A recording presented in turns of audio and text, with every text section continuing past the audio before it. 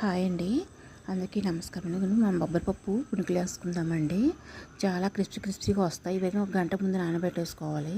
Wash చేసి mixie వేసేసుకోవడమే. ఒక 4 నిమ్మరపాయలు వేసేసి మిక్సీ వేసుకోండి, మంచి టేస్ట్ వస్తుంది.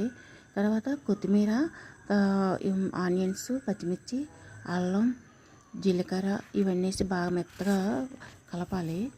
అంటే ఇవన్నీ పిసకాలి అందులోని రుబ్బులో వేసేసి కలిపేసి తర్వాత ఆయిల్ పెట్టి ఆయిల్ మరిగిన దాంట్లో ఇదిగోండి ఇలా పునుకులు వేసేసుకోవడమే. ఇవి క్రిస్పీగా చాలా బాగుంటాయి బొబ్బరిపప్పు పునుకులు. ఇవి చూడండి ఎంత బాగా ఎగాయో. ఇవి ఏంటంటే చూస్తేనే తినాలనిపిస్తుంది. వీటిని వర్షాకాలం కదా, సాయంత్రం స్నాక్స్ కొండ చాలా బాగుంటాయండి తినేవి. వీటికేమో పచ్చి ఉల్లిపాయ చట్నీ చేసుకుంటే బాగుంటుంది. ఏదన్నా పొడిగా తిన్నా బాగానే ఉంటుంది.